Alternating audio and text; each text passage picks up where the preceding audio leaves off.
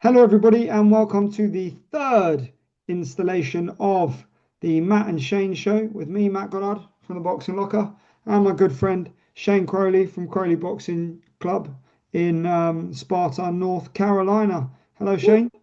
Hey guys, how's it going? How are you, mate? You are right? Yeah, just chilling, getting ready to go. Let's have some fun. Yeah, let's do this. So, first topic of conversation, then, my friend, is the big fight of the weekend, undisputed heavyweight clash between Alexander Usyk and Daniel Dynamite Dubois, their second meeting. What do you think about it? We spoke on it. We had some predictions and stuff like that, and I was wrong. I think I called for Usyk to take it all the way, like to squeeze a pretty obvious unanimous decision, and it didn't even make it past five. So I was wrong about that. I was surprised, but I wasn't surprised that he won. I was just kind of surprised at how really effective and cool it was that he won the way that he did. With such ease. Oh, it was so cool. I Like, think he's Dubois so played a big part slick. in that. I You think think? yeah, I think Dubois' sort of lack of any kind of obvious or considered strategy may have been the thing that cost him there, really. I think he was making some really bad fundamental errors, walking himself into almost every one of them left hands that Usyk was throwing. And it was almost like you've got a you've got a 100-meter sprint. You know, Usain Bolt's running the 100-meter sprint, and rather than put any banana skins on the track, he decided to give him even grippier shoes, or you know what I mean? It just made no sense. It's For the first two rounds, it was kind of feel if you were an Usyk fan, it started to feel a little too good to be true because it looked like he was just walking straight into the left side. And after like the third one, I was like, he's gonna stop, and it didn't, It and did not. It did that was not. nice. I mean, I was there. I was there in the venue, and Yeah, I had to watch it. I had to watch it back on video because if you were there, every time Dubois went forward, the crowd went crazy. So it seemed like something was happening, and I kept saying to my guy that I was with, Will, I kept saying, listen, mate, there's no way that anything's happened there.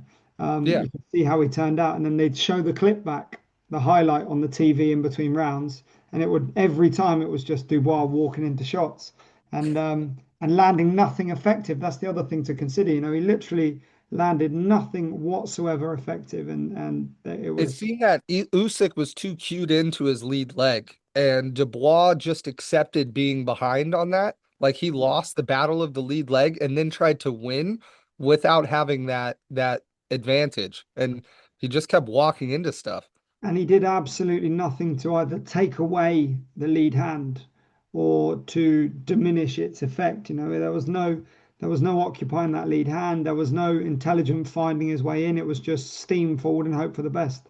And not taking anything away from Dubois, I think I said something that I thought his only real chance of winning was to kind of do that, was to come out and just try to bull rush it. But not taking anything away from him, do you think his performance this time was worse than the last time they met? No, I think the difference is Usyk gets better, and I think the more time you spend in the ring with him, the easier it is. Same as with the Yes. Fury So, fight. yeah. I think that he's not the kind of guy that you will beat the more you fight him. I think it's a case of the more you fight him, the easier The he more he becomes. figures you out. Yep. Yeah, the same with Joshua, the same with Fury, and the same with Dubois this time around. It's Um, like you're fighting a computer and it only gets it wrong so many times, you Well, know, these and it these learns guys from that its are fighting him mistakes. as well make no adjustments, mate. They don't Yep. make any improvements. They'll go big, so they'll say, all right, this time I'll try and go forward more. They don't actually make any intelligent adjustments, any fractional adjustments that will just edge things a little bit more in their favor. And No it's very tactic, much just effort. That yeah, is their exactly. tactic. Yeah, Yep. just effort. It's very much like it used to be with Floyd Mayweather. Rather than doing what they do better, they try to they try to beat they try to beat the style of the opposition. So rather than say, right, I'm gonna do what I'm really good at. So in Dubois' case, that would have been stay over your feet, keep stepping towards him, little bit of head movement, big shots, big shots, big shots, attack the body, attack the body, attack the body. But he didn't do that. Throw Instead, he tried bombs. to Yeah. combat what Usyk was good at and box in Usyk's best zone, which makes absolutely no sense. So Um, it would have been better for him to just kind of maybe take his shots and land them a bit farther away, maybe sacrifice some of the torque, but actually leave them on the end of it, as opposed to catching them right in the middle of where all the power is for him, because Usyk already had that range figured out. He already knew what I how to would say pop. is probably a little bit more defensive responsibility on the way in, really. Like Oh, if okay. he'd just been more patient and defended his way in, think think about a bigger version of Mike Tyson. A couple of slips on the way in, a couple of rolls on the way in, rather than coming in a straight line with that big overreaching jab and Right. just walking into everything. And then every time you looked for the right hand, it was falling in. Every time you tried to throw the left hook, it was falling short rather than leaving it out extended. Usyk Did you quite see any literally any exited out in feint that work? direction every time for the hook. He Did could you quite easily have landed. did you see any feint work from him at all? Was he even trying to like step things, Well, I'll be honest with approach you, mate. The multiple only thing I steps? saw was him running headfirst into a brick wall and hoping for the best. Dude, Usyk is so good. Come on. I mean, Incredibly good, incredibly good. But yeah, the difference in IQ and skill level is magnified by a lack of intelligent boxing. If I'm up against say let's for argument's sake, let's say he's the best boxer of the generation. If I'm up against the best boxer of the generation and I'm slower than him, and I'm more cumbersome than him, then I need to be I need to be more intelligent about my approach, not less. This guy's a genius. This guy's the greatest heavyweight boxer we've seen for 20 years. What am I doing? Why am I just steaming in? It's not. It's very rare that will ever play out in your favor if the competitor you're against is as good as they say they are. And let's be honest, Alexander Usyk is absolutely fantastic, and you can't dispute that. There's no argument against that. it's Um, trying to use brute force attack methods to hack a really powerful computer. It's not exactly. gonna happen. Like, yeah, Exactly. Um, so, that segues us on nicely actually into the all-time great status. That is a big conversation at the minute with Usyk. A lot of people coming out now and saying he's got to be the greatest heavyweight ever. Um, well, statistically, who do we have in our mind as the GOAT right now? That's probably Ali, right? Everybody says that. Not again, I'm never going to take away from these guys. Uh, Alexander Usyk's amateur record. I know this doesn't mean anything. 335 fights or 335 wins, 15 losses. Muhammad Ali's amateur record, 100 wins, 5 losses. He's got a better win to loss ratio and triple the amateur fights that the greatest of all time ever had, yeah, and is undefeated and is leaving a crazy legacy. It's hard to recognize greatness in the moment, but how can we argue? It's getting kind of hard. my argument with that would be the time that he spent as an amateur. It's a lot Okay. easier to have 300 and whatever it was fights when you spend three times as long as an amateur. Okay. Ali was very young when he turned pro comparative to Usyk, and he was in the Olympics as a much younger man than Usyk was when he continued on. These kind of Eastern So Bloc less fighters tend to maturity, stay less there. overall gathered tactics and stuff like that. Yeah, More yeah. I mean, and skill. also the other thing to remember is amateur boxing then was a lead in to professional boxing. Right. Nobody amateur boxed for fun. They were boxing amateur with the intent to turn pro. It was a an opportunity to gather Like experience. iron sharpens iron sort of thing before they Exactly, start. Yeah. exactly. And so, and also then, no head guards. Um, it was Ah, much more similar to professional boxing. The fighting style was completely different. It was still about winning rounds, whereas when Usyk was boxing, there was a lot of point scoring involved, and the scoring system had changed completely. And the other so thing to remember totally is, different game. Yeah. yeah, exactly. And the other thing to remember is, and this is something that I talk to people about all the time, in the least offensive way possible, heavyweight boxing is the shittest it has ever been by so large a margin, it's almost unrecognizable. The depth of quality in the division is so low, and the fact that somebody like Anthony Joshua, who I'm not diminishing what he achieved, which is great, who would never have been a top 10 fighter in any other heavyweight generation, who wouldn't have made it anywhere near Klitschko at his prime, definitely wouldn't have made it Yeah. anywhere near Lewis, Tyson, Bruno, Bo, these guys. Definitely wouldn't have even got remotely close to Foreman, Ali, Frazier.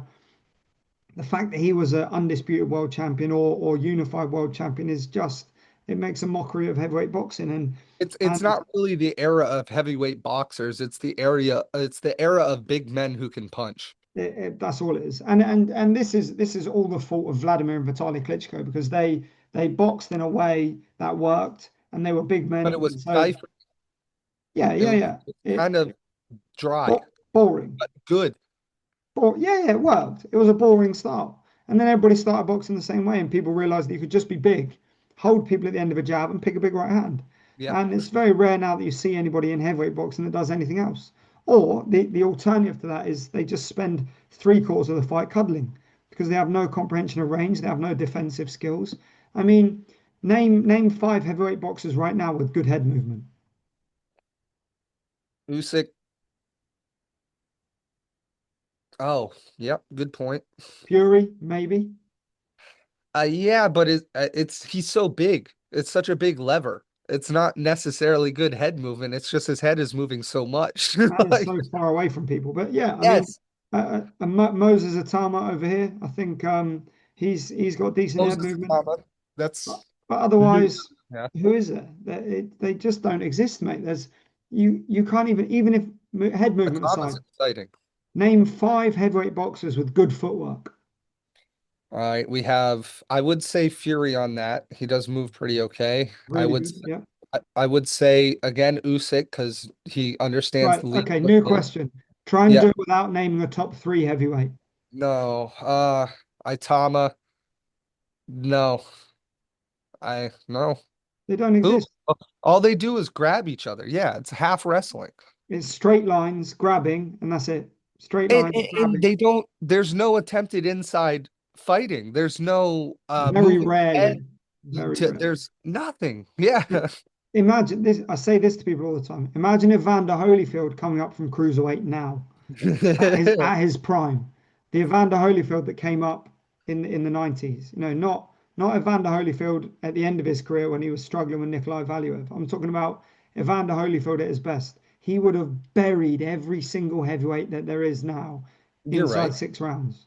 He You're would have right. devastated them in close. They just wouldn't have got near him.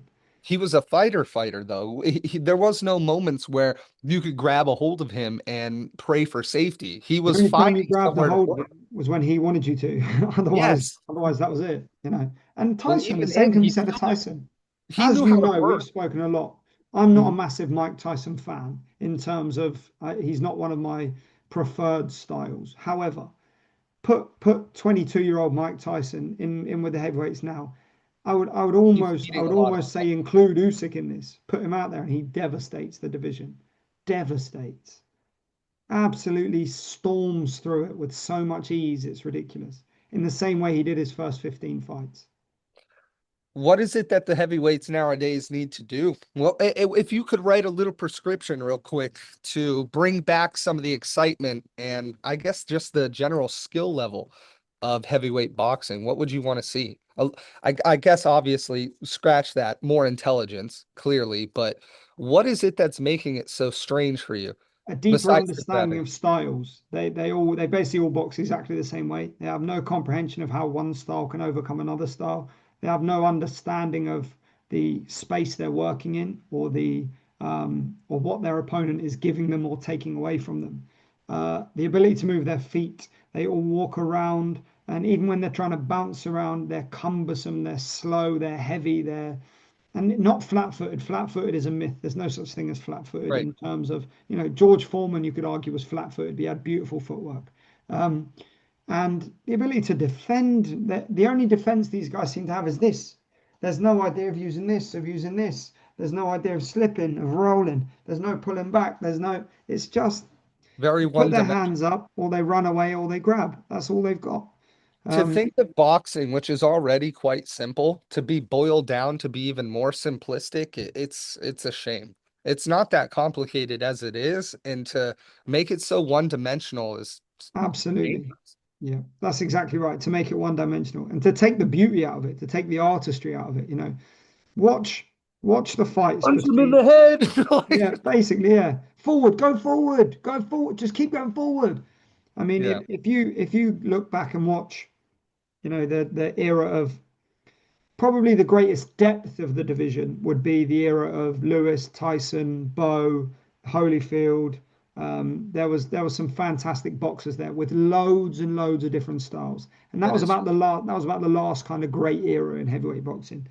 And if you look back at that, watching how those styles come together, Tommy Morrison, Ray Mercer, David Tua, look at all the different Shannon Briggs. You look at all these different styles competing with each other and how they match up. And that's why so many of them had had losses, had tough fights, had great fights, had because they were boxing properly. They were boxing lots of different ways with lots of different styles. And now basically all you see in heavyweight boxing is one style and who's the biggest with the biggest right hand is the winner.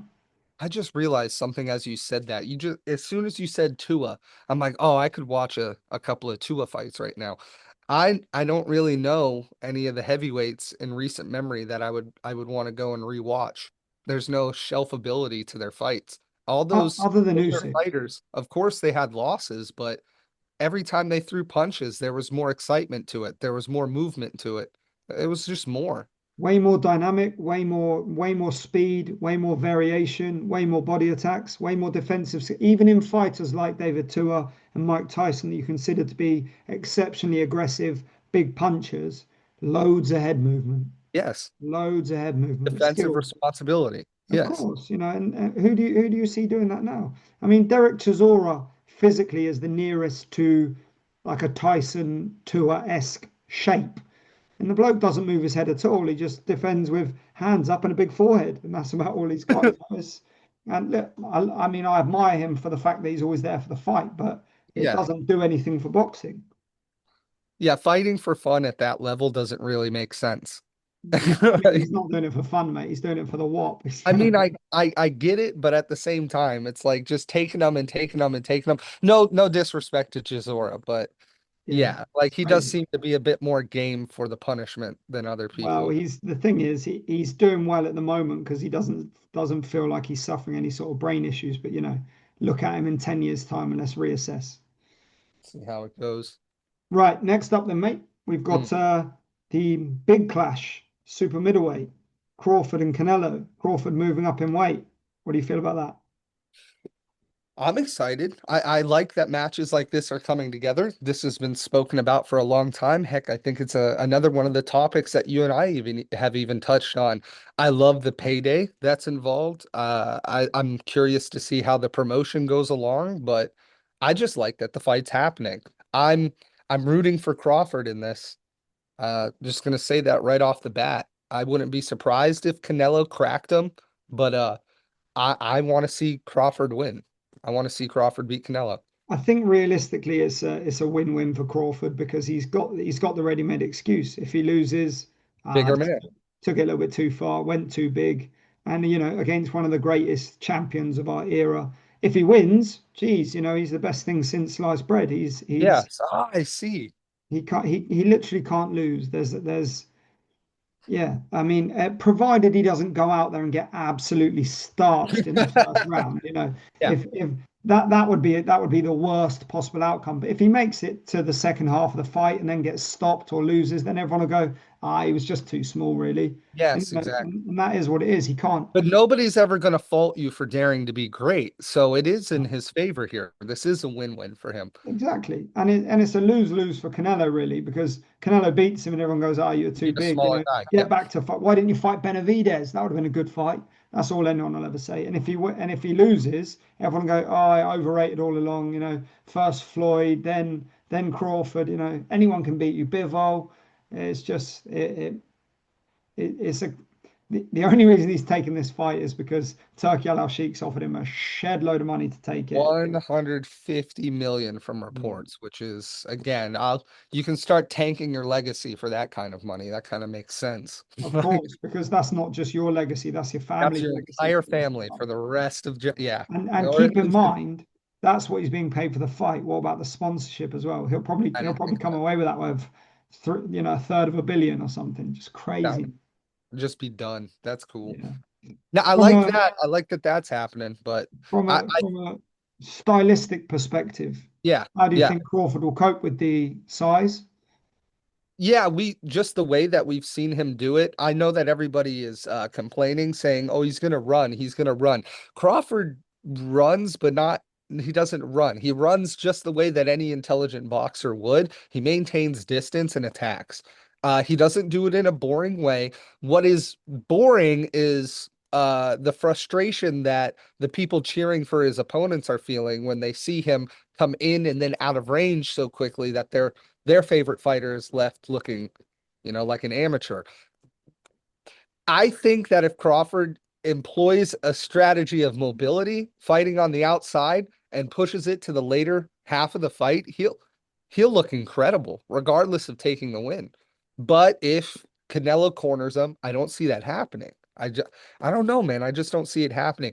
Or Canelo just gets him, times something right, gets the distance just right, catches him with a big open left hook to the liver, double up to the top, something that would be interesting. I just see Crawford being too smart.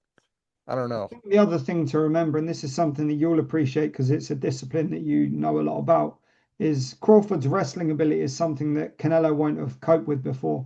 Crawford in close is incredibly effective. He's very domineering, he's very dominant, and he's very physical. Yeah, And Canelo is essentially, with the exception of Bivol, Canelo has always been the more physically dominant person in every fight, no matter who it was. Even Golovkin in the second fight. Canelo exerted physical dominance, and Golovkin gave him that space. I think he opted to do it, but he gave him that space.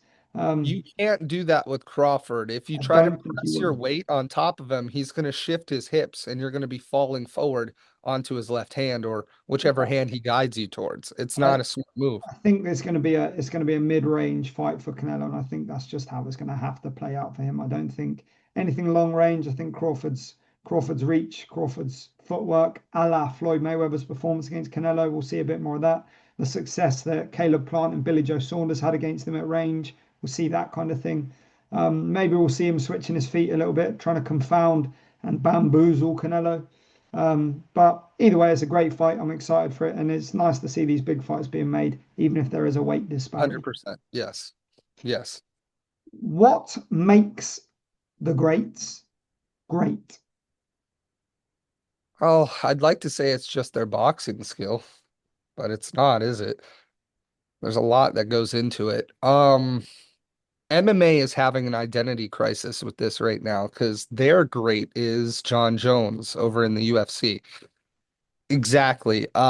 You can't, well, you can. You can argue with some of his fights, you can argue with some of his losses, all that stuff. What you can't argue is his personality is just not great. Like the things that he's done outside, hit and runs, steroid accusations, stuff like that. So what I'm getting at is in order to be considered a GOAT, I think there's a lot more that comes into it other than your win and loss record. You kind of got to be a good person.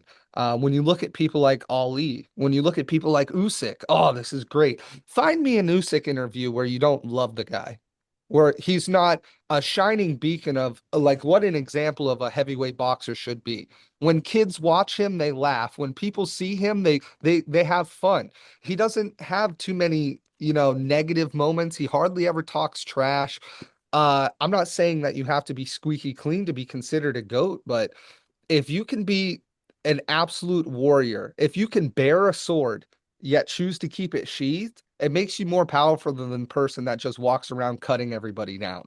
So I don't know. I think a, Okay, a GOAT what? needs to have, How do you apply that to Floyd Mayweather oof. or Mike Us. Tyson?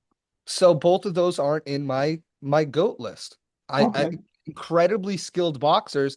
Defensively, Mayweather's probably the best boxer defensively that's ever existed. Mike Tyson is on my wall. He's a great inspiration for power and moving forward with head movement combined, but he's not the great. I put Henry Armstrong above Mike Tyson.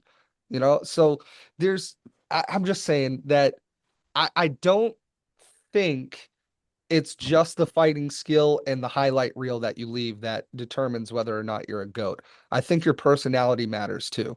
I think you kind of got to be a great person to be a GOAT. In fact, naming those two names, I think it was Tyson himself that said about Floyd Mayweather, watch Floyd Mayweather go out in public and he has to have security with him all the time. Then look back at clips of Muhammad Ali walking down the street and people are just flocking to him with love. Happy to see him. Yes.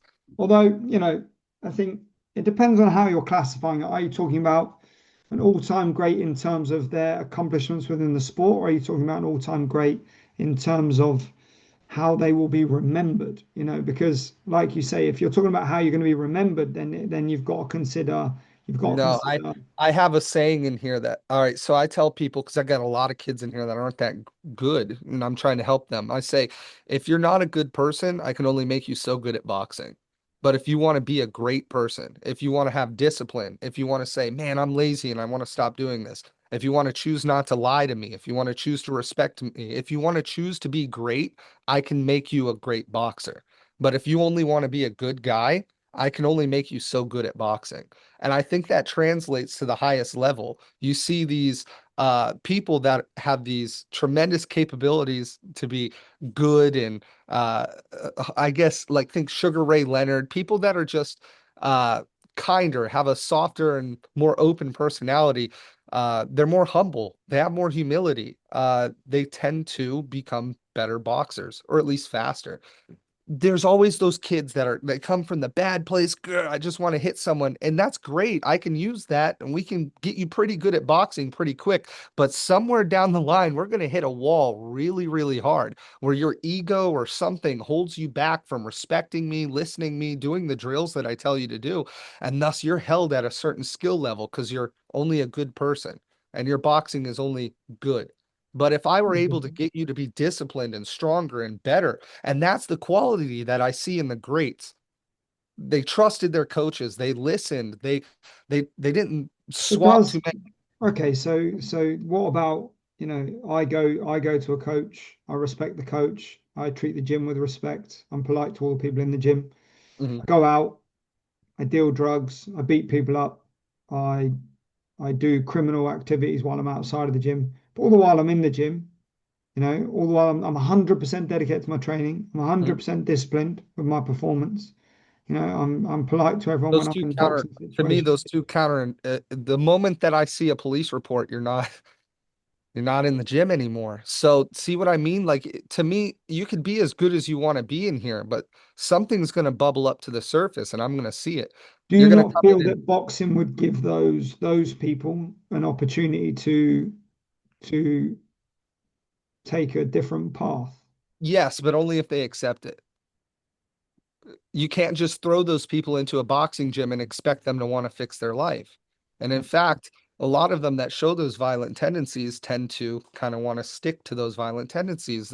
It's an answer that they've developed for problems that are approaching in their life. So instead of taking a step back and listening to somebody who's developed answers to those same exact problems that are different than the violent answer that they've chose, they found comfort in that it's worked for them and they stick to it. So you're here, you're trying to show them another pathway forward, but they're rebellious against authority. Their attitude towards their parents and teachers has worked for them up until this point, so you're fighting against that.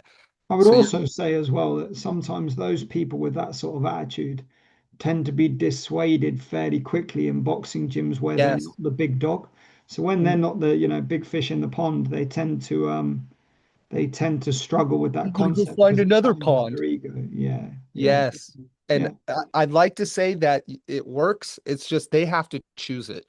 They have to want it. And that happens, but it's tricky. So when you have those kind of personalities, it sucks because at first they're capable of being better. because they have such a relationship with violence, a desire to Yeah, yeah, expand their relationship with violence, yeah. but they don't have the maturity to understand that that's I, not what I've had matters. that experience myself with a few guys who come into the gym, and as you say, they reach a And they may ceiling with want to regards to be fitness. great. They will come to me and say, I want to be a champion. I want to be a world champion. I want to get out of this. I want to fight my way out of this.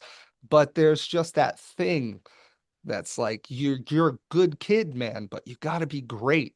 You got to wake up and choose to be great. Yeah, I like that. It's good. That was really good. Like I said, the I like that. greatest, I like that whole view. That was really I good. feel that when I see them in their interviews, I can, it's a weird thing. I'm like, I know, like you got your GSPs, you've I've got got you. your, I've got a good example for you of the reverse of the exact people you're talking about. hmm, Javonta Davis. The mm, reason he'll never be great. he's The so reason he'll never be egotistical. great is because he can't get away from that. He can't get away from that attitude, that that feeling of I don't need anything but me. yeah, and but also the feeling of entitlement because he's got out of where he's got out of without ever actually leaving it behind, and as far as I'm aware, he's still getting himself in all sorts of bother at the moment. So, um, Hey, yeah, I went to Baltimore one time for a boxing event and was like, I don't think we're ever going back here. It was a yeah, rough experience, yeah, I man. can imagine. So we won. Hey, Yay! we won, but And they then did had to not. run. Yeah, We run, then we What didn't run. run? Yeah. Right, final thing, mate. We've got two parts left. We're running out of time on this. So, what is your question or your subject for this conversation? Let's see. My wife is Filipino. We are Pacquiao fans. What did you think of his performance? I mean, it was A lack 46-year-old. lackluster against a very, very overwhelmed and poor Barrios, I felt weird about that. Like he did kind of seem like he was in over his head, like he wasn't really doing anything. and seemed to be sort of holding back on the things that he's done well in the past. There was kind of no real intent. There was nothing was done with any sort of real va va voom with any sort of oomph. It was kind of You think like there's some little starstruckedness or something? I that wouldn't that think that's so. what I would say. I You would think? say he was starstruck. I would say he was perhaps not consciously, but definitely subconsciously. He probably grew up watching Manny Pacquiao, and as And many then guys did. what? Oh, so having him in front of you and finally seeing the movements, because Manny is so he's an enigma. It must have, yeah, that would be like standing in front of Michelangelo while he's carving something, and you're just like, like you're just watching him You'd do be it. stood there for a long time. Yeah, yeah. It was like Barrios was in there trying to learn instead of trying to fight. He was like, "What is he doing?" Like, I think the other thing with it is the usual hype kind of gets to me. As I've seen a couple of other people say, if Pacquiao had come back and at 46 and he'd beaten um, I don't know. If he'd beaten any of the top welterweights, I can't think of any names right now for some annoying reason. But if he'd beaten any of the big names coming through, Barrios is he's not great. He'll never be a great. He'll go down as a kind of peripheral name in the division in this era. And somebody and to help form greats. and remember, he's already been beaten by Gervonta Davis. It's not as if he's out here dominating divisions and then he's moving up to welterweight. It's yeah. I mean, great achievement from Pacquiao. To me, he looked haggard. To me, it looked hard. Um, and I don't mean in terms of his skills or I what he did. saw a lot of comments talking about, I saw a 35-year-old man out there. Guys, I'm a Pacquiao fan. I didn't see a 35-year-old Pacquiao out there. I saw a 46-year-old Manny Pacquiao out there. Do I think I'll be able to do that at 46? Maybe not. Probably not, to be honest with you. Not fight that well, fight it all like that. Let's be honest. But was it a 46-year-old man? Yes, it was, I you mean, know? it's comparable to saying, could I play golf with Tiger Woods, in 20 years? Obviously, The senior tour is excellent. They're all fantastic and they make a lot of money, but they're not the same as they were 20 years prior. They can't hit the ball as far. They can't keep the fitness up in the later holes, so they don't play quite as well. It's obvious age is going to have an effect on everyone, the same as it did But then against Bernard Hopkins. that prompts me to ask, 20 years removed, how would that fight have turned out? You take the time factor away from Pacquiao, and what does that look like? Well, if you look back to maybe 2006, 2007 Pacquiao when he was off his head on steroids. I mean, uh, Uh, who said that? Who said just that? bigger. The power translated up the weight classes. Don't That's what worry it was about out of nowhere. No, no, no, no. Listen, pure conjecture. I don't mean it. It was just a joke. However, it. Filipino supplements are very effective, brother. very powerful. Yeah, yeah. Get your wife to get you on board. No, easy. I mean, he would destroy him inside 2 or 3 Yeah. rounds. It would have been over A so massacre, quickly. yeah. So Evisceration. Um, and Barrios never even would have earned the spot then. If you look back at the Yeah. at the welterweight division, then it was that's probably the best welterweights we've seen since 2000. It hasn't got better. Now Um, that was an easy lob. I already knew the answer there. So yeah, that was just an easy one for you there. okay, quick question. We've only got about 3 minutes left. Quick question. So answer super fast, right? Prime for prime, who had the better career, Pacquiao or Mayweather? Ignore everything except boxing. Mayweather. Why? He was more effective at marketing. From a Well, boxing perspective, why? what are we boxing for? Are we boxing just to be the toughest person in the world? No, we're boxing for money. We're professional fighters. It's all a complete picture. He didn't entertain people, but he entertained people. So I don't know how to explain that. Yeah, Manny I get it. Pacquiao was a better fighter all day long. He didn't market as well. I would say if you look at boxing in the way that boxing historically has been looked at, where losses shouldn't matter as much as long as they're good losses, then Yep. then Pacquiao's had the better career. Okay. Obviously, for me, there is big questions over a certain period of time within that career. However, um, all things being as they are seen to be now, I would say Pacquiao's career, if you were looking at it objectively, was probably better overall. But Mayweather would go down as the better boxer as a result of, like you say, the marketing, the fights he opted for, and also the way he beat Pacquiao. That will always be a consideration. Yeah, okay. So record-wise, Pacquiao for sure. Like actual career, what he did, yeah. As the boxer, yeah, Mayweather, he just did things better. Big question. What did the boxer say to the fish? I have Watch no. out for my hook. There you go. Nailed it. You got to watch out for that one. Well, there we have it Uh, then, mate. Another one bites the dust. Very good nice. talking as always. Appreciate you. Do you have any shout outs or anything you want to do at the end of this? Oh, no, not today. Just appreciate the time, you know. If anybody has any questions, guys, let us know. Leave likes, share. If there's topics you want to hear us discuss, tactics, whatever, who cares? Let us know.